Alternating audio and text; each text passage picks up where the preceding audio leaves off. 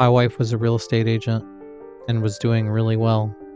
She had completed 8 transactions in her first year and was looking to get at least 16 for her second year. She was killing it, and I was so proud of her. On one particular day, she was really busy, so I told her I could drive her around so she could work in the passenger seat. She loved that, and I got major brownie points. There were 3 destinations that she had to go to. The first one was easy. She just had to stage some balloons. She told me I could stay in the car, and she would be out soon. So I waited and watched some funny videos.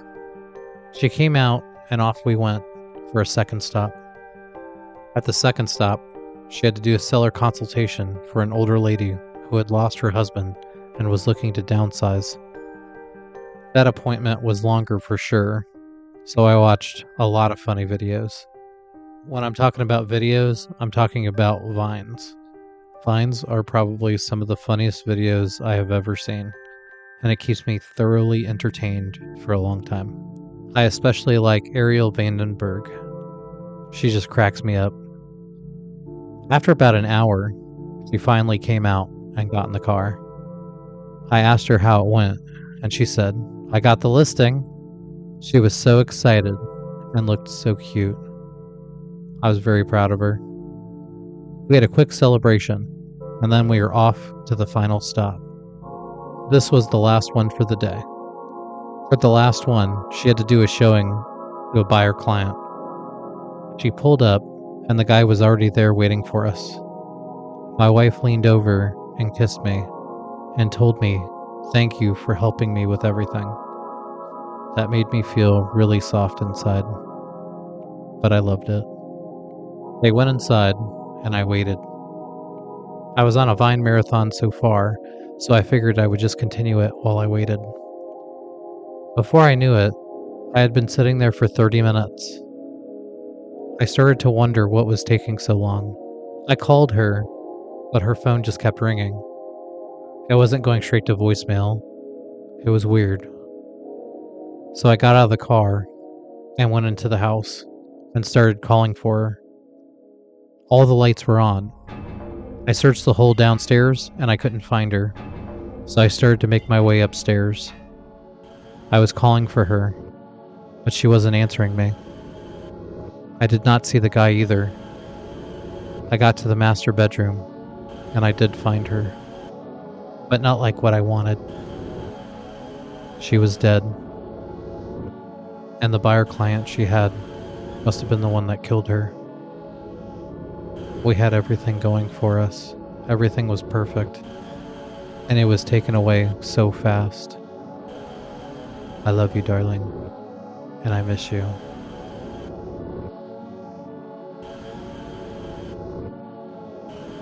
I was doing a final walkthrough of a house for my buyer and decided to bring my husband on this particular trip to carry a small desk that I had picked up as a housewarming gift. He was also a real estate agent, but only really refers clients to me. He has a full-time job and collects retirement and disability from his time in the military, so he is making plenty of money for the family. He is usually picking up the slack at home, taking care of the kids, and cooking meals so I can do my real estate stuff. We got to the property I had been to a few times, and my husband commented on the poor condition of the neighborhood. I guess I had been there a few times and didn't remember it looking so run down, but he had fresh eyes. In the parking lot of the condo, there was no one anywhere, but we did see a group of guys across the street. I don't want to stereotype and say they look shady because they're in a poor neighborhood, but they did. Sorry. We put the desk in the house, and my husband looked around, since this was his first time here. He just had to flush all the toilets and turn on and off all the lights, like any realtor does when they walk into a house to make sure there's full functionality of all the house things. He opened and closed the windows as well. When he was closing one of the windows, he noticed that the same group of guys from earlier were walking away from the condo parking lot and into a red Ford Bronco. My husband is a paranoid guy that pays attention to stuff like that. He is diagnosed with PTSD from his Navy career and is always watching anything out of the ordinary. He mentioned it to me, but I just brushed it off as a coincidence. We were driving home when my husband looked over at the dashboard and pointed out that I had an exclamation point sign. We were going 80 miles an hour on the freeway, so my anxiety started to creep from my stomach through my throat to my head. I was getting overwhelmed with the possibility of having a flat tire at any moment and losing control of the car. He assured me that it would be okay in his calm voice and said I just needed to get some air in the tire. That does happen from time to time. He might have been keeping a secret from me at the time to make me feel better, which I do appreciate, but he had a worse secret he was hiding from me. He saw a red Ford Bronco right behind us. He called his friend, Nathan, and told him to meet us at our usual neighborhood gas station, and said some other things that I couldn't understand. I asked him what he was talking about, and he said nothing. Nate was just going to meet us at the gas station just in case there was a bigger issue with the tire. When I saw the gas station I usually go to, I was so happy, but only for a short time. I started to hear a metal grinding sound when I turned to the off-road for the gas station. A man in the car beside me told me my tire was flat. I was freaking out inside now, thankfully going 5 miles per hour now. My husband calmly talked me into the gas station parking lot and told me where to park after I stopped in the middle of the road out of nervousness. I pulled in with no issue. Then my anxiety went into overdrive. A car pulled in directly next to us. It was a red Ford Bronco with 4 big men with baseball bats inside their car. They all got out of the Bronco and surrounded our car on all sides. They started hitting the car, and I started screaming. The next thing I heard was the screeching sound behind us and police sirens wailing. Nathan had come in his cop car. He stopped all the guys and arrested them. It turns out the guys were paid by the seller of the condo to take me out so the deal would fall through. The seller had decided not to sell for their low amount, and they were willing to take me out to stop the deal. They felt like they were going to lose out on $100,000, so they decided to pay $5,000 to take me out. People are so greedy. I am very thankful for my husband. It was his paranoia that saved us.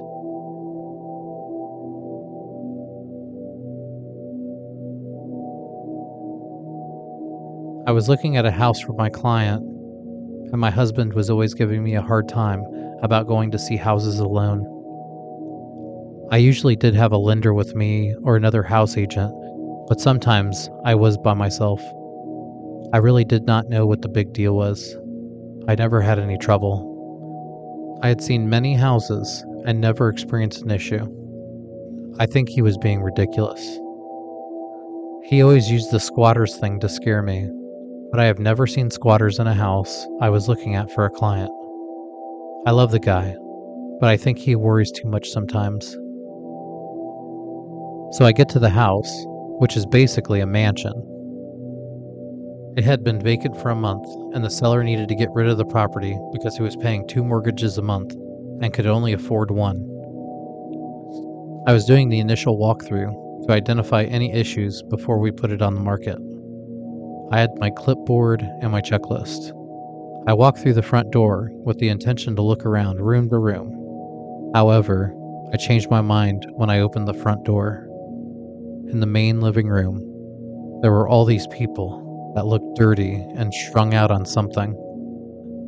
They all looked at me at the exact same time, and I was like a deer in the headlights. They got up and grabbed machetes and ran after me. I ran to my car, but because of the size of the driveway, the car was a decent distance away. I was in a full-on sprint with my business jacket, pants, and high heels. I didn't know I could sprint with heels that fast, but I did. They were chasing me through the yard, like they were really going to kill me. I got in the car and sped off, away from these deranged lunatics. It was just a horrible experience. I went to the cops, and they investigated the situation. The cops told me these squatters had been given a receipt for drywall work they had paid for, and the police told me it was legitimate proof that they lived there. I reiterated that they had chased me with machetes to my car.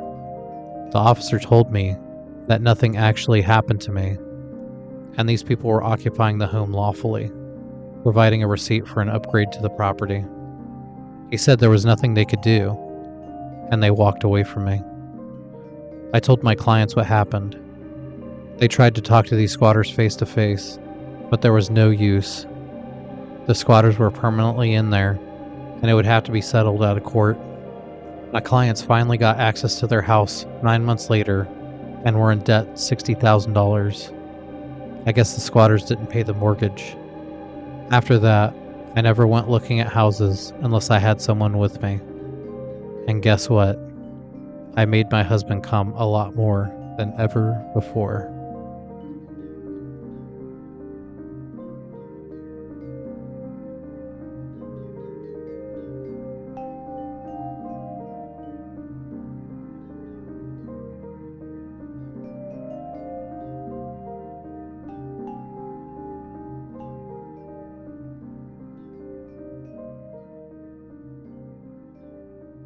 There is an urban legend whispered among lovers and the lonely alike, one that warns of the dangers of seeking love in the wrong places on Valentine's Day. The story tells of the eternal dance, a cursed waltz that binds souls together forever in a tragic embrace. According to the legend, in the late 1800s, a grand masquerade ball was held in the heart of the city every February 14th. It was an extravagant affair, where masked lovers swayed beneath the glow of the chandeliers, their faces hidden behind ordinate disguises. Among the attendees was a woman named Eleanor, a beautiful but scorned lover who had been betrayed by the man she once had devoted her heart to.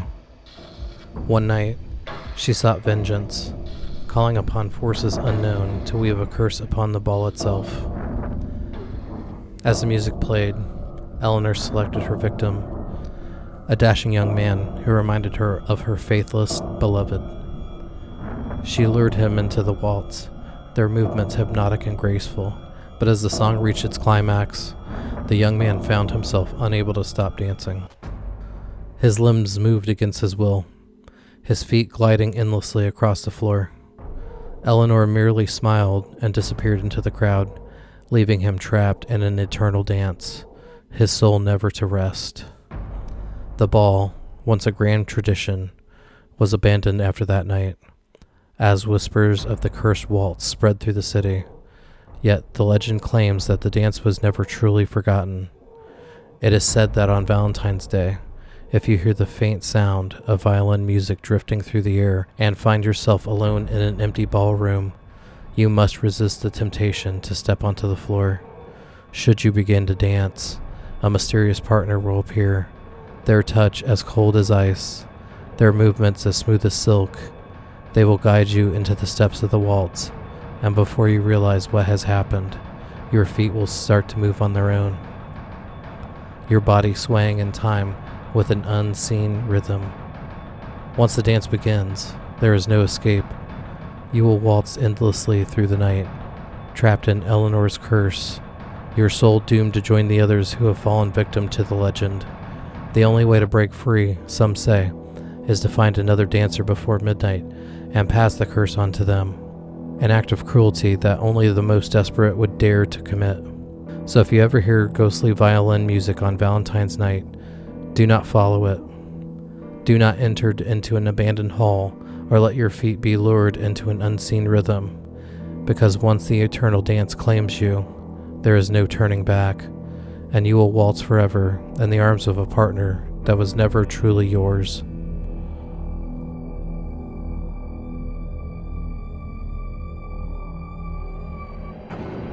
There is a legend whispered among lovers and the lonely alike, a tale of devotion so strong that it defied even death.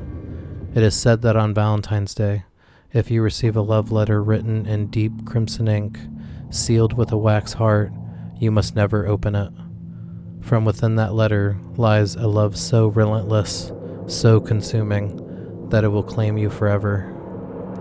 The story traces back to a woman named Bethany, who once lived in a quiet town centuries ago. She was deeply in love with a man who swore eternal devotion to her, promising her that no force, not even death, could separate them.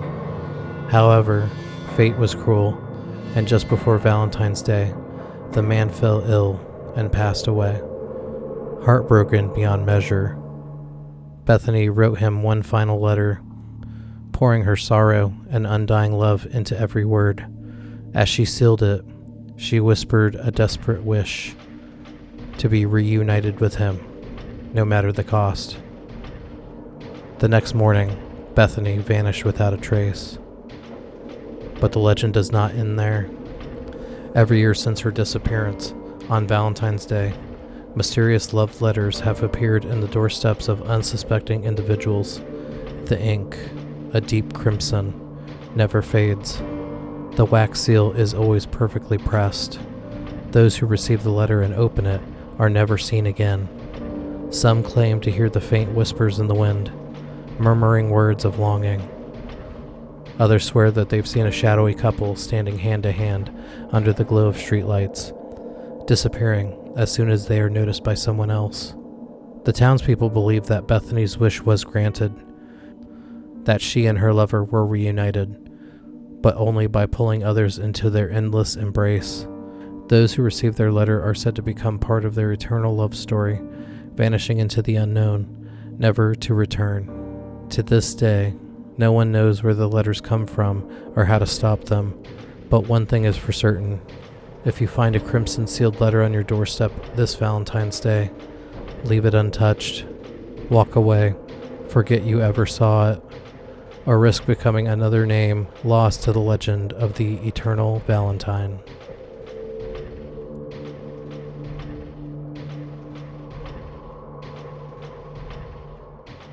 There is an urban legend that warns of a mysterious masked figure who appears every Valentine's Day, offering a single red mask to an unsuspecting soul. They say that if you accept the mask and wear it before midnight, you'll be granted a love so strong that nothing, not time, not distance, not even death, can break its hold. But the legend comes with a chilling warning. The love you gain is not always the love you desire. The tale dates back to a woman named Alice, who was once deeply in love with a man named Victor. On Valentine's Day, she planned to confess her love, but before she could, Victor revealed that he was already engaged to another. Heartbroken and consumed by despair, Alice sought out a mysterious fortune teller known for granting forbidden wishes.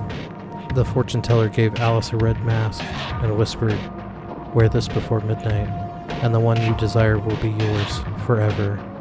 But beware, love that is taken rather than given is a love that will never let go." Desperate, Alice wore the mask and made her wish. The next morning, Victor's fiancée had vanished without a trace. Victor, grief-stricken, turned to Alice for comfort. At first she was overjoyed, until she noticed Victor's once warm eyes turn hollow and lifeless. He no longer spoke of love, only of obsession. He would watch Alice at all hours, never blinking, never leaving her side. His love became suffocating, inescapable. One day Alice tried to put the mask back on and make the wish go away. She made the wish, but when she tried to remove the mask, she found it fused to her skin. She clawed at it, screaming for help, but no one could hear her. In her despair, she ran into the sea, vanishing beneath the waves. They say that her mask washed up on the shore the next morning, waiting for its next victim. Now every Valentine's Day, a masked figure appears, offering the cursed mask to those that are heartbroken and longing for love. Those who accept it are forever trapped in a love they cannot escape. If you see a stranger on Valentine's Day night, standing alone with a red mask in hand, do not take it. Do not speak to them. And whatever you do, never ever put it on. For love once cursed is the love that never dies.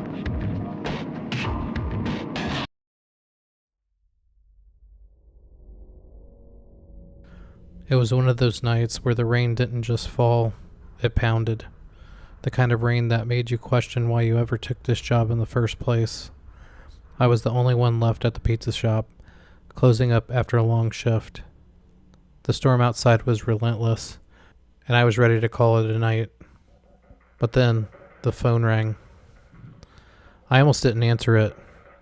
Who needs a pizza this late? But something made me pick it up. Maybe it was the monotony of the job, or maybe it was some sense of duty.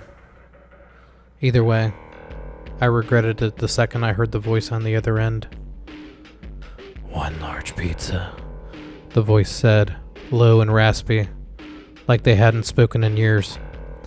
"Extra cheese, extra pepperoni, and make it quick." I didn't like the sound of that, but orders were orders, and I needed the money. I punched in the address and instantly felt disappointed. It was all the way out in the edge of town, past the old cemetery. Great. Just where I wanted to be on a night like this. The storm was worse than I thought. My windshield wipers were at full blast, but they barely kept up with the downpour. The roads were slick, and the wind howled like it was trying to warn me about something. I should have turned back, but I didn't. Stupid, I know. When I finally pulled up to the house, my stomach dropped. It was an old, crumbling Victorian mansion, the kind you see in horror movies. The porch light flickered, and the windows were dark.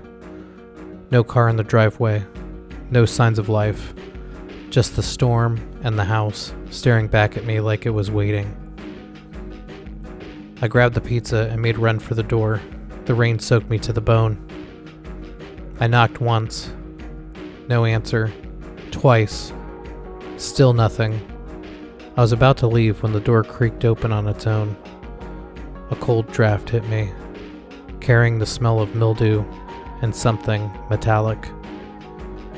"Hello?" I called out, my voice shaky. "Pizza delivery." No response. Just dead silence. I stepped inside, against my better judgment. The floorboards groaned under my feet, and the air felt heavy, like it was pressing down on me. I set the pizza down on a nearby table and called out again. Still nothing. That's when I heard it.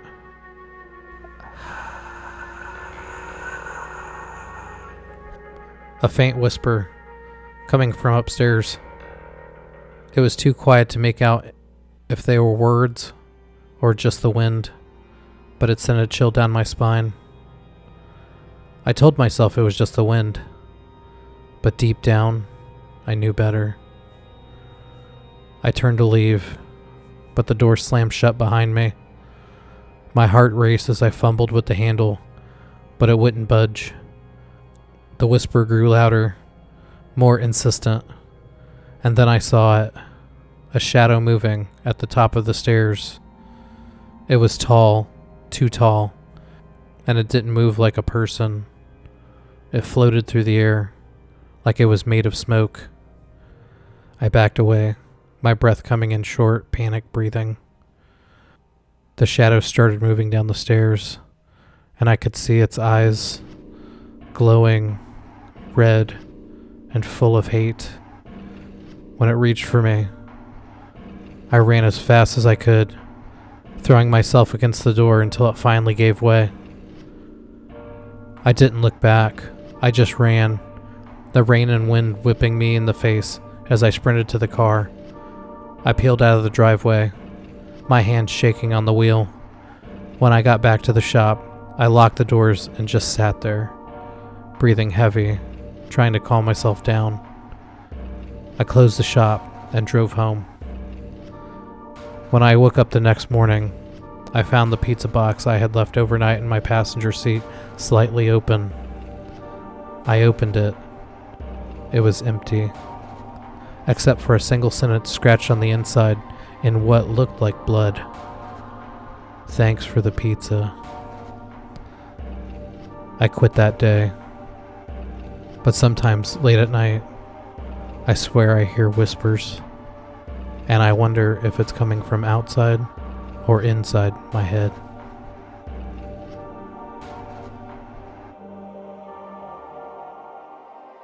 It was another late shift, the kind that stretches endlessly when you're the last one at the store.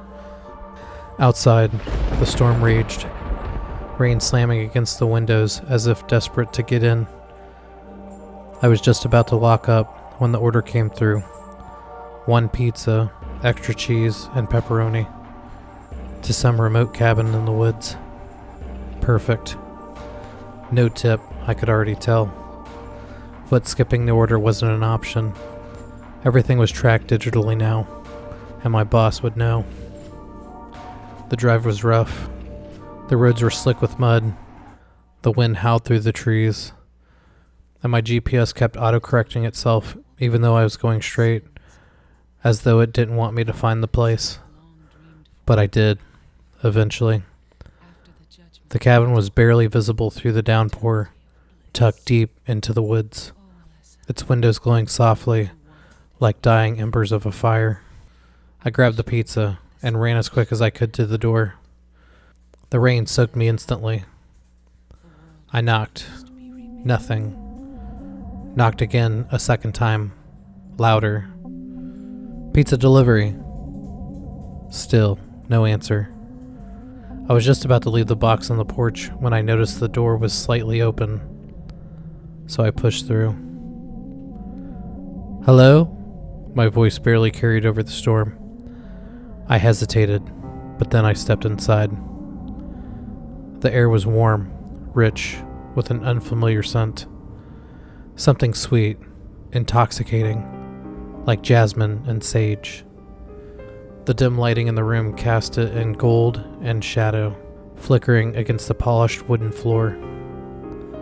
Then I saw her. She lounged in a chair near the fireplace, her long legs crossed, a silk robe slipping from one shoulder. She was breathtaking, unreal in her beauty. Thick, dark curls cascaded over her shoulder, and her lips curved into a beautiful smile when she saw me. "You're late," she said, her voice velvety smooth. I swallowed hard. Yeah, sorry. The roads were bad."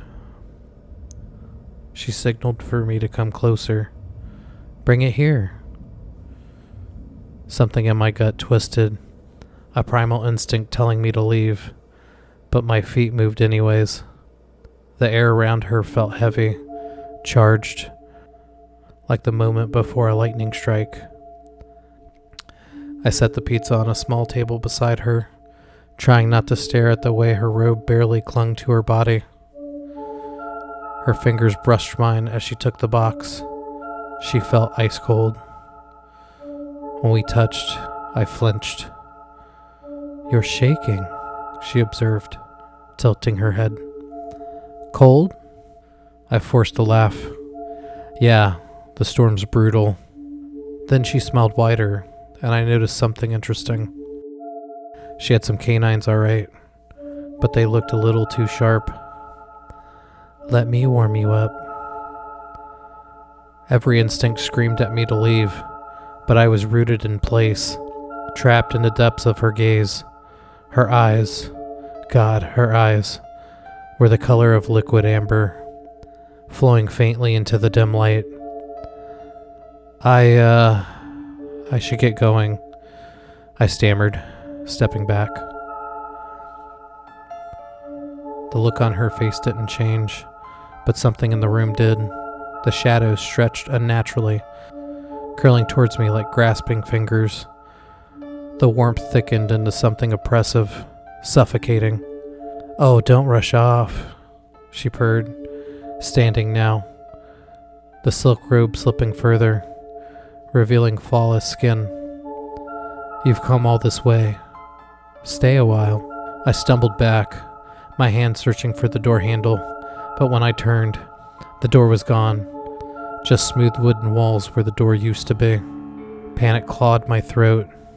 What is this? She sighed, a sound almost disappointed. For a minute there, you were doing so well. Her voice lost its playfulness, turning cold and hollow. They never last long once they realize what's really happening. I turned to run, but she was already in front of me, impossibly fast. Her fingers caught my wrist, no longer cold, but burning. The robe fell away completely, revealing something wrong. Her skin shimmered, shifting, her form warping between devastating beauty and something ancient, something monstrous. Her smile stretched impossibly wide. I like them younger, you know. So much life in them. I finally broke free and I ran. The shadows lunged at me, but I didn't stop. I didn't even think. I just ran. I saw a window ahead, my only escape. In desperation, I threw myself through it, glass shattering as I tumbled into the mud outside. The wind howled around me, but I could still hear her laughter, low, growling, and evil. My hands fumbled with my keys as I scrambled to the car. I put the keys in and the engine roared to life, tires spinning in the mud before I tore down the road. I just looked forward and didn't look in the rearview mirror. I quit the pizza job the next day, and I never went in those woods again. But sometimes when I'm walking down the street, I hear a little voice that feels like it's traveling in the wind. Come back, won't you? You are almost mine. Come back, won't you? You were almost mine. It was another late shift, and I was the last one left at the shop. The place was already cleaned up, chairs stacked, lights dimmed. I was just about to clock out when the order came through. They wanted 5 large pizzas to some mansion way out in the hills. This should actually be a good tip though, so it'll be worth the extra effort. Those rich people are usually so drunk at night, they tip you enough to put you through college. So I relit the oven, made 5 pizzas, locked up, and started the drive. The mansion was slightly out of town, past the quiet neighborhoods, past the streetlights, up into the hills where the houses sat dark and empty most of the year. Summer homes for the rich, but it wasn't summer, and nobody was supposed to be up there. The roads twisted through the winding hills, lined with dense trees that loomed overhead. My phone kept falling off the center by my shifter, where I had haphazardly set it up so I could see the directions. These new cars don't have any place to put a cell phone these days, like they probably don't want you to watch anything while you're driving. I eventually came up on the address. The mansion was massive, 3 stories, stone pillars, a long circular driveway leading up to an entrance bigger than my whole apartment. The windows were dark, except for one faint glow from an upstairs room. I parked, grabbed the pizza, and headed up the stairs. The place was dead silent. No crickets, no wind, just nothing. The door was open though, so I went inside. Hello? There was no answer. Most of the lights were out, and I did not hear anyone or anything. Because the neighborhood was nice, I was less on guard than I should have been. With this new unsettling feeling, I glanced back at my car, debating whether just to leave the box on the porch and bail, or finish the job. Hello? I called, going past the doorway through the main hallway, looking for the house owner so I could get my big tip and get out of there. I was starting to get a little scared though. I had put myself in a bad position. I was all alone in a strange house and had forgot my pepper spray at the shop. I swallowed hard. Anyone home? I've got your pizzas. I heard a noise that seemed to come from deeper inside the house, and I heard faint whispering that seemed to be coming from upstairs, so there was definitely somebody in the house. At this point, I wasn't really feeling like talking to them anymore and just wanted to get out of there. so I put the pizza down and turned to leave. But before I turned around, the door slammed shut behind me. Someone had pulled the door shut from outside of the house. Suddenly, there were footsteps, more than one pair, coming fast. I turned towards the sound, just as a figure emerged from the shadows. A man with a dark hoodie, face covered, then another man, and another. They stepped out from behind the furniture, from the doorways, moving in like a pack of wolves. I backed up, gripping the pizza box like it was some kind of shield. "Hey man, I just delivered the food," I said, my voice shaking. One of them chuckled. "Yeah, and you're also the only one that knows you're out here." My stomach dropped. On that note, I turned and ran for the front door. I hit the door hard, rattling the handle, but it wouldn't budge. It was locked. "Wrong move," one of them said with an evil delight. I hurled the pizza box at the closest guy. He fell back when the hot pizza flew out of the box and the cheese stuck to his face. I took the opening, sprinting past him, deeper into the house. My heart pounded as I raced down the hallway, past some rich guy's family portraits and rooms full of luxury furniture. I spotted a side door. As I ran full speed for it, someone grabbed the back of my collar, yanking me back. I hit the floor hard, my vision going white with pain. Hands grabbed me, rough, pulling, but I punched and kicked, my knee connecting with someone's ribs. I must have been high on adrenaline, because I threw that guy right through the sliding glass door. I ran through the new opening to my freedom. "Get him!" another shouted. I could hear them inside, cursing, running towards me through the side door opening. I didn't stop, though. I sprinted across the lawn, my car in sight. My hands fumbled with the keys, shaking as I unlocked the door and threw myself inside. Just as I slammed the door shut and locked it, I finally saw them. 4 men standing on the porch, staring at me, watching. One of them had picked up the pizza box, holding it like it was some joke. I floored it, tires screeching as I tore out of the driveway, speeding down the winding road, not looking back. I went straight to the police, and I told them what happened. They went to check it out, but no one was there. The police finally got the number for the homeowner of the house and found out that they had not been there for 6 months, as it was a summer home. I don't know what those guys wanted with me, but whatever it was not good. In an unfamiliar location, make sure you always have an escape route.